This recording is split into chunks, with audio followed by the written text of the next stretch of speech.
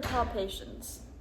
So ASIS would be right here, and your sartorius goes from here to right there. And then you have your rectus femoris, rectus femoris, vastus lateralis, vastus medialis, and then your vastus intermedius is, you have to peel back these muscles and it's deeper in the middle. And then your abductor or your adductors are in the middle. Then PSIS is right there. And then gluteus maximus is right there. And then ischial tuberosity would be down and then up.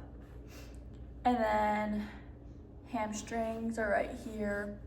Your iliac crest is right there. And your TFL is just like this.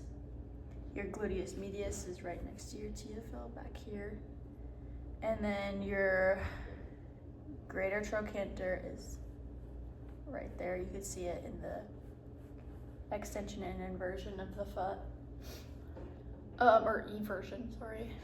And then IT band would be right there. These are the special tests for the hip. Press down on the knee and rotate it inwards and outwards. And if they have any pain in their hip, then this test is positive. And for the torque test, you're gonna put your fist under the calf and have your patient relax, and you're gonna push down on their femur and see if there's any laxity here, and if there is, it means that you're straining or trying to see if there's any breakage in the bone here. And then our 99 test, you're gonna have your patient straighten their legs. And this is just to test how tight their hamstrings are. And then our Patrick Faber test, you're gonna have them do a figure 4 and see if their opposite hip comes up at all. That means they have tightness in their hip. And then our Trendelenburg's test. Stand up, please. Have our patient stand. If their hips drop, that means that they have a weaker gluteus medius. For our Ober's test, we're gonna have our patient lay on their side. Again, foot on the shoulder. Support the leg. Relax. And then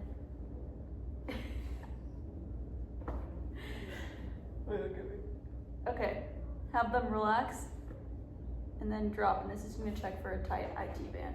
For the piriformis test, we're going to have our patient go like this, stacked on top of each other, bend one of them, and you're going to push the knee towards the table, and again, this is checking for any tightness in the hip.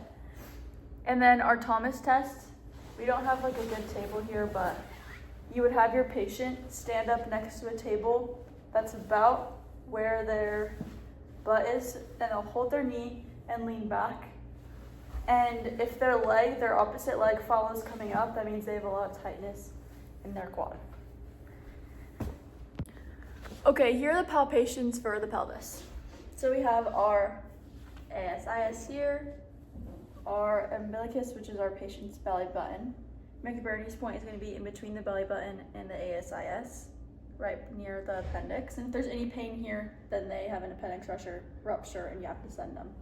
And then our SI joint would be right there. Okay, special test for the pelvis. For leg length, you're gonna measure the length of the legs and then see if there's any differences in leg lengths. And then for the gapping or compression test, you're gonna have your arms crisscrossed on ASIS and push outwards.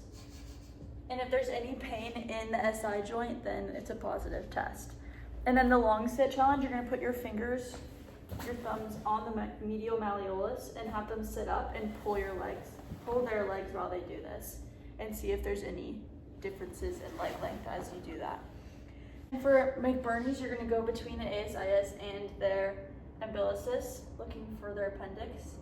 And you're gonna push down, and if there's any pain, then they have an appendix, possible appendix rupture, or they do have an appendix rupture and you have to send them.